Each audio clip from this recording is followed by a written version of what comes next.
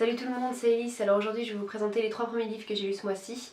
J'avais pas vraiment envie de faire un book haul ce mois-ci, donc je vais juste vous présenter voilà, les 3 premiers livres que j'ai lus ce mois-ci, plus les 2 autres que je suis en train de lire en ce moment. Je vais commencer par le premier, donc vous saviez déjà que j'allais le lire, c'est le 3e tome de Southern Ridge Trilogy, donc c'est comme ça que ça s'appelle. Celui-ci s'appelle Acceptance. Et voilà, j'avais déjà vraiment adoré les 2 premiers, et donc là voilà, c'est le 3e, celui qui vient clôturer la trilogie, et c'est vraiment génial. Donc voilà, pour ceux qui ne lisent pas trop de science-fiction, je vous le recommande quand même parce que c'est pas de la pure science-fiction, c'est quelque chose de vraiment très étrange. Donc si vous avez envie d'essayer quelque chose que vous avez jamais lu avant, un genre, je le recommande parce que c'est vrai que moi j'ai rien lu de comme ça en fait. C'est vraiment, je sais pas comment il arrive à faire ça. Jeff Vandermeer, mais il vous met dans un univers, c'est-à-dire que j'ai quand même lu pas mal de science-fiction dans ma vie, moins ces dernières années, mais il n'y a rien qui peut comparer en fait, même si j'ai lu des trucs sur des autres planètes, en fait il n'y a rien qui peut comparer à ce que j'ai lu en fait dans ce livre là. Ça se passe toujours sur la Terre, mais au fait que c'est complètement d'ailleurs en fait, voilà, sans vouloir dire que ça parle d'extraterrestres ou quoi que ce soit, pas du tout, mais c'est vraiment un truc qui nous est complètement étranger en fait, et je trouve que d'avoir réussi à créer ce truc là, enfin je sais pas si je suis la seule à penser comme ça, laissez-moi savoir dans les commentaires si vous avez lu ce livre là ou pas, mais vraiment, voilà. Et pour ceux qui lisent de la science-fiction, je pense que c'est aussi que c'est justement un bon moyen de lire quelque chose qui pourrait être classifié comme de la science-fiction, mais qui en même temps, enfin ça fait un peu peur, mais c'est pas non plus de l'horreur en fait. C'est juste voilà, un scénario où on se demande en fait ce qui se passe à cet endroit-là, on veut juste savoir pourquoi il n'y a rien qui fonctionne comme partout ailleurs sur Terre, donc pourquoi est-ce que tout se détraque, pourquoi est-ce que rien ne marche comme ça marcherait partout ailleurs sur Terre, et pourquoi est-ce que personne ne se souvient vraiment de ce qui s'y passe, pourquoi est-ce que tout le monde commence à agir de manière bizarre quand il rentre dans cet endroit, et pourquoi, d'où vient l'origine en fait. Et donc c'est ce qu'on apprend dans ce 3e tome de la trilogie. Je veux pas trop en parler parce que du coup, pour ceux qui n'ont pas lu déjà les premiers livres, et puis en plus parce que c'est compliqué d'en parler sans vraiment spoiler, j'ai l'impression, ce livre. Et voilà, il faut juste savoir qu'il laisse quand même ça laisse une ouverture en fait dans, comment dire, on peut plus ou moins penser ce qu'on veut de la fin. Donc j'étais un peu frustrée quand même par ça au début, parce que moi j'aime bien quand ça nous laisse un peu le choix, mais quand même c'est un peu restreint quoi, ça nous laisse le choix entre voilà, deux trucs qui peuvent se passer. Là c'est un peu plus vaste, donc mais en même temps c'est vrai que maintenant voilà, ça fait 10 jours, donc je suis quand même contente qu'il l'ait fait comme ça, parce que ça aurait peut-être pas eu la même saveur. Je ferais peut-être une vidéo spéciale sur ça, où j'expliquerai vraiment en détail ce qui s'y passe et pourquoi j'ai aimé et pourquoi je trouve que c'est grandiose. Voilà, donc juste si vous êtes intéressé, ben laissez-moi savoir pour que je fasse cette vidéo là ou pas. Ensuite, le 2e livre que j'ai lu et qui aussi était un super coup de cœur, donc je suis vraiment contente de l'avoir lu.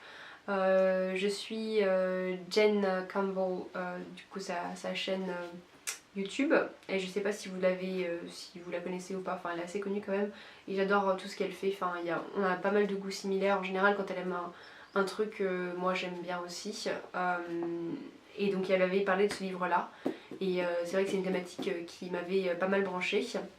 Donc ça s'appelle Please Look After Mom de Kong Suk Shin, je sais pas trop voilà, si je le prononce bien ou pas, désolée. Et donc je sais pas comment c'est traduit en français, si c'est traduit en français, donc s'il te plaît prends soin de maman, hein, j'imagine un titre comme ça quoi. Et c'était vraiment génial, donc j'ai été super surprise parce que je me disais que j'allais peut-être bien aimer en fait, et j'ai vraiment adoré. Donc c'était... Voilà, encore une fois, moi j'adore les romans à plusieurs voix, donc c'est un superbe roman à plusieurs voix qui s'intéresse en fait à cette dame, donc qui est la mère, qui a 5 enfants, et en fait voilà, on suit en fait plusieurs points de vue. Donc comme je l'ai dit, roman à plusieurs voix, ça commence avec c'est une de ses filles, et en fait ce qui s'est passé, c'est que cette mère, qui est plus ou moins âgée, en fait tous les enfants maintenant sont adultes, ils se rendent avec le père pour un dîner ou pour un week-end, je sais plus, chez l'un des frères enfin chez l'un de leurs fils. Et en fait, alors qu'ils vont prendre le métro, parce qu'ils viennent en fait un petit peu de la campagne et ils doivent du coup prendre le métro pour se rendre chez leur fils. Le père rentre dans le wagon en fait et il se rend pas compte que la mère en fait l'a pas suivi et qu'en fait elle est restée sur le quai, en fait elle a pas eu le temps de rentrer dans le wagon et donc il revient 5 minutes après, le temps de choper un train dans l'autre sens, mais elle est plus là en fait et donc voilà, il se passe une semaine, il se passe 2 semaines et on retrouve toujours pas la mère, donc en fait c'est l'effort de toute cette famille pour essayer de retrouver leur mère, donc ils font des flyers, ils la cherchent un peu partout dans la ville et voilà, donc cette histoire en fait de famille, du coup on apprend à connaître la relation entre les parents, entre les enfants, entre les frères et sœurs, tout ça et on en apprend beaucoup en fait en flashback de comment s'est passée leur enfance, c'est vraiment, c'est brillamment fait quoi, c'est vraiment juste génial. Donc déjà c'est très bien écrit, et très bien traduit aussi, donc je devrais lire de par qui ça a été traduit. Où est-ce que c'est? Je devrais être avant ça normalement. Donc voilà, Laura qui me fait. Alors voilà, traduit du coréen par Ching Young Kim. Voilà, une super traduction aussi. Enfin, j'ai pas vraiment senti que c'était traduit. Enfin, parfois c'est vrai qu'avec les traductions, on sent un petit peu qu'il y a la barrière de la langue. Enfin, c'est quand même très compliqué. Je suis pas du tout en train d'insulter les traducteurs, mais c'est compliqué de traduire un livre. Donc, mais là, je l'ai pas trop senti en fait dans ce livre-là. Donc non, je pense que c'est quand même une super bonne traduction. Et le livre est vraiment génial. On s'attache vraiment, je trouve, à tous les personnages, même s'ils sont. Voilà, moi ce que j'aime en fait vraiment dans les romans, c'est voilà, apprendre les relations entre les personnages et aussi que les personnages soient pas tout noir ou tout blanc. Ça m'intéresse particulièrement quand ils ont leurs défauts aussi et voilà, enfin vraiment je trouve que c'est une super belle histoire qui est tissée, voilà. Tissée, on commence à tisser d'un côté, puis ensuite on tisse de l'autre et ensuite tout se rassemble. Et voilà, donc si ça vous intéresse, c'est vraiment un superbe roman. Donc je suis vraiment contente de l'avoir lu. J'essaierai de voir s'il y a d'autres romans qui ont été traduits de Kyung Soo Shin. Parce que voilà, c'est une dame qui écrit très bien, en tout cas, je trouve. Ensuite, le troisième livre que j'ai fini hier, que j'ai pas autant apprécié du tout que les autres en fait, c'est The Beauty de Alia Whitley. Donc tous ces livres-là, ils viennent de la bibliothèque, comme d'habitude, là ça y est, j'ai fini ma folie d'achat de livres, donc j'avais commandé pas mal de livres sur la bibliothèque, à la bibliothèque que je voulais lire, et donc là voilà, j'essaie de lire tout ça, donc tous ceux que je lis en ce moment, ils viennent de la bibliothèque. Alors celui-ci, je me suis laissée tenter comme ça, je l'ai vu à la bibliothèque et je me suis dit bon, bah, ça a l'air vachement intéressant. Et étant donné que j'étais un peu dans mes trucs avec la trilogie que je viens de lire, un peu, voilà, on comprend pas trop ce qui se passe, je me suis dit bon que ça pourrait être intéressant. Donc en fait, ce qui se passe dans ce bouquin, c'est une petite histoire. Hein, alors attendez, que je vous montre. Parce qu'en fait là-dedans, dans ce livre que je tiens entre mes mains, il y a d'abord l'histoire The Beauty et ensuite on a des. Comment ça s'appelle, des nouvelles. Donc voilà, donc en gros ça, voilà, ça c'est la première nouvelle de Beauty et celui-ci c'est le reste des nouvelles. Donc que j'ai pas lu en fait, parce que du coup comme j'ai pas trop aimé ça, je me suis dit bon, je sens moyen là de lire encore des nouvelles du coup du même auteur, j'avais vraiment. Du même auteur, donc j'avais vraiment envie de passer à autre chose, quoi, de lire quelque chose d'autre. Ça parle en fait d'un monde où toutes les femmes sont mortes en fait, donc on reste qu'avec les hommes. Ça s'est passé je crois il y a 5 ou 6 ans, donc c'est assez récent. Donc voilà, toutes les femmes, hein, que ce soit femmes, petites filles, toutes les personnes de sexe féminin sont décédées, donc il reste que les hommes sur Terre. Et voilà, donc on suit... comment il s'appelle déjà? Nate, pardon, Nathan, je crois que c'est son nom, qui lui en fait est un conteur, donc il est assez jeune, je crois qu'il a une vingtaine d'années ou un truc comme ça, et du coup ils vivent dans un petit groupe et lui c'est le conteur, donc tous les soirs il va raconter une histoire, et donc en fait il nous raconte aussi à travers ça son histoire et qu'est-ce qui s'est passé en fait. Donc un jour, il y a des champignons qui se mettent à pousser sur la tombe des femmes qui sont mortes en fait. Des champignons très bizarres, donc jaunâtres, voilà, enfin, qui ressemblent un peu à ce truc là quoi du coup, j'imagine. Et qui ont vraiment un aspect très très étrange. Et donc ils finissent par, Nathan finit par toucher les champignons et il y a un truc qui se passe et en fait Voilà, je vais pas en dire vraiment beaucoup plus, je regardais du coup ce qu'il disait dans la 4ème de couverture parce que je me suis dit bon je vais pas non plus vous spoiler mais voilà, il y a un truc qui se passe et je me suis dit bon ça a l'air un peu creepy, un peu étrange, enfin quand même ce truc voilà des champignons qui poussent sur la tombe de femmes, toutes les femmes sont mortes et ensuite voilà, donc on sait pas trop ce qui se passe. Je me suis dit que ça pourrait être vachement intéressant mais en fait j'ai pas trop aimé le style de l'auteur donc je sais pas, ça m'a paru un peu décousu. Ça saute un peu d'un endroit à un autre, il y a des descriptions, mais et puis le thème est tellement étrange, voilà, je peux pas vraiment en parler en fait, il y a des trucs qui m'ont un peu dérangé, mais voilà, je peux pas en parler sans spoiler, vraiment, mais c'est vraiment un peu, c'est pas dégoûtant, mais c'est pas très ragoûtant en tout cas, voilà, ça c'est clair, donc voilà, donc des trucs très étranges, après, enfin voilà, c'est un livre, donc je conçois le fait qu'il y ait une place pour l'imagination et la créativité et tout ce genre de trucs, mais c'est juste que moi ça m'a pas particulièrement touchée en fait cette histoire là. Et voilà, en fait je sais pas trop où l'auteur voulait en venir en écrivant ça, parce que je comprends qu'il y a un message caché quelque part, mais je comprends pas trop ce que c'est. Donc voilà, si vous l'avez lu et que vous avez aimé ou pas aimé, enfin laissez-moi savoir ce que vous en avez tiré de ce bouquin là. Voilà, comme j'ai dit, je l'ai fini hier, donc je suis en train encore un peu de cogiter dessus. Mais voilà, ça n'a pas été une grande découverte pour moi, donc voilà, j'ai juste pas trop apprécié quoi. Ensuite, un livre que j'ai commencé et que voilà, je lis avec... Normalement, vous savez, je lis toujours un livre, voilà, je lis un livre un par un et ensuite je passe à autre chose quoi. Donc ça veut dire que je vais lire mon livre tout seul et sans lire autre chose à côté, et dès que je l'ai fini, ben, je vais en prendre un autre en fait. Voilà, je suis assez méthodique dans ma façon de lire, je m'éparpille pas trop. Enfin, j'aime pas trop lire plein de livres en même temps, mais j'aime bien lire des livres en même temps quand il y a un livre scientifique et un roman, parce que parfois c'est vrai que je me sens pas forcément l'esprit à lire un truc super scientifique et j'ai juste envie de lire un roman et de me plonger un peu et de pouvoir lire, je sais pas moi, 20 pages, 30 pages de manière assez facile, alors que c'est vrai que quand on lit des livres un peu plus scientifiques, bah parfois t'as juste, enfin voilà, quand tu peux pas lire 20 pages ou 30 pages, tu relis un petit peu pour comprendre, essayer de voilà, te faire tes petits dessins dans ta tête de comment les choses marchent. Donc, et puis en plus celui-là il est énorme, enfin il n'a pas l'air énorme comme ça mais en fait enfin c'est quand même, étant donné que ça explique des trucs assez complexes, je veux dire voilà, quand tu lis 5 pages c'est pas mal quoi. Donc ça s'appelle The Vital Question de Nick Lane et je pense qu'il a aussi été traduit en français ce bouquin là. La question essentielle j'imagine, un truc dans ce genre là sûrement s'il a été traduit. Et c'est vraiment très intéressant en fait. Donc moi je connaissais pas du tout ce monsieur, j'en avais pas entendu parler. Et en fait ce livre là pareil était à la Bibli et je me suis dit bon ben j'ai vu ça et ça m'a attiré l'œil. Puis ensuite j'ai lu derrière, enfin à l'intérieur. Et ça m'a vraiment bien tenté. Je suis un peu dans ma phase encore où j'essaie de comprendre comment les choses fonctionnent, même si mon petit cerveau a du mal. Voilà, on va pas dire que je suis très intelligente, donc c'est un peu compliqué parfois de comprendre tous ces trucs, mais j'essaie, donc voilà. Donc en gros, de quoi ça parle la question essentielle.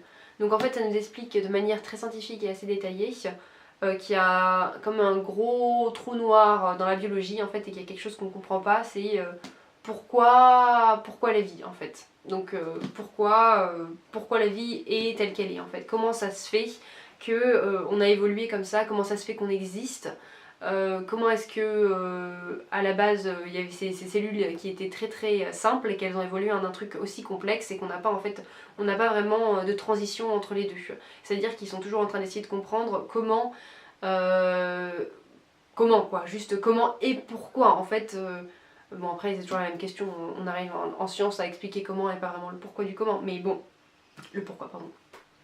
Mais c'est une question quand même que je trouve vraiment très intéressante parce que voilà, c'est sur tous nos ancêtres communs, enfin c'est sur la vie elle-même en fait. On dit vraiment les origines de la vie, donc comment est-ce que la vie est apparue. Donc après tout ça c'est plus ou moins des, voilà, c'est des hypothèses et des suppositions et encore une fois les scientifiques qui écrivent des livres déjà et tous ceux qui sont en train d'étudier le sujet sont voilà, très qualifiés et très intelligents, mais ils m'en voudront pas de dire que tout ça voilà, ce sont quand même que des hypothèses, qu'on ne saura jamais exactement comment ça s'est passé au tout début du tout début, on va dire. Mais voilà, je trouve ça vraiment super intéressant de se pencher sur la question parce que ben, même si vous n'êtes pas super calé en sciences, c'est expliqué quand même assez simplement. Après voilà, comme moi j'ai déjà étudié pas mal de trucs aussi en sciences, donc voilà, c'est vrai que si tu m'expliques, si tu me dis ce que c'est, voilà, je vais vous dire des thèmes en anglais, donc ça va peut-être rien rien vous raconter, mais des eucaryotes, alors attendez que je trouve un autre mot, donc eucaryotes, bactéries et archéa, donc je sais pas, c'est archéa, je sais pas comment on dit en français.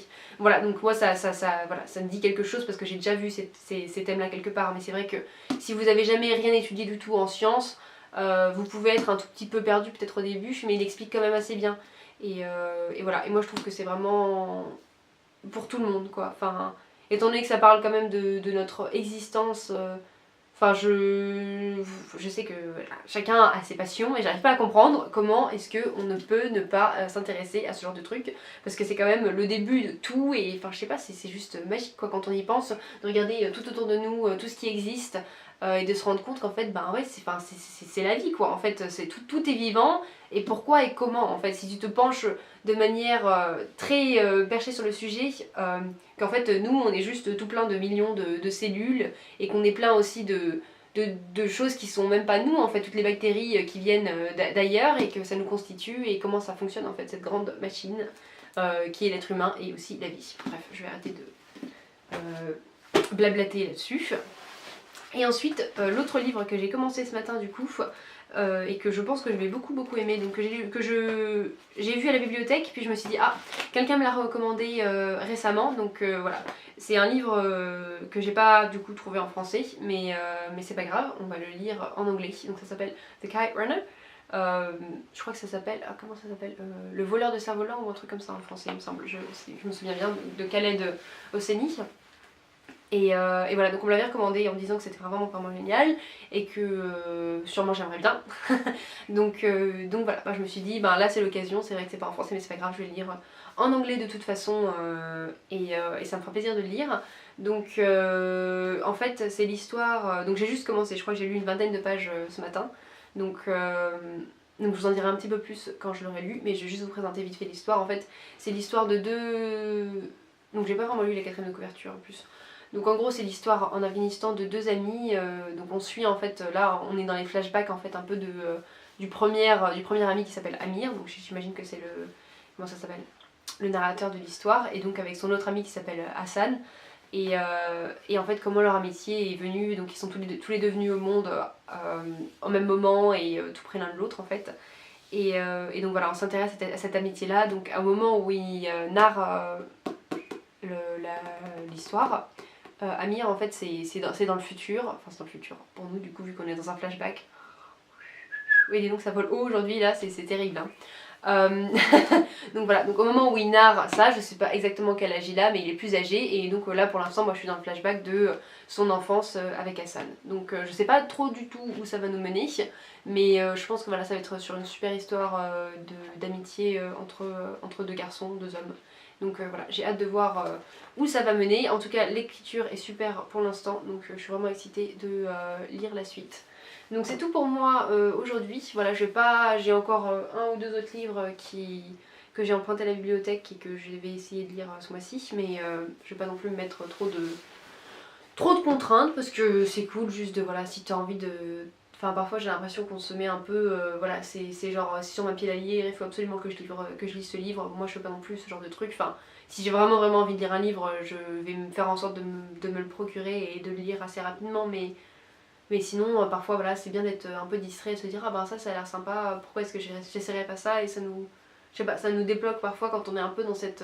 qu'on n'arrive pas à lire, enfin je sais que moi j'ai été dans une phase comme ça il y a un mois ou deux, où vraiment, enfin je sais pas, je me sentais pas de lire, j'ai été un peu bloquée à un moment pendant quelques jours et au final, parfois ça fait du bien de lire des trucs qu'on n'est pas censé lire entre guillemets. Enfin je sais pas si ça fait sens ce que je suis en train de raconter ou pas, mais voilà, ceux qui comprendront, comprendront.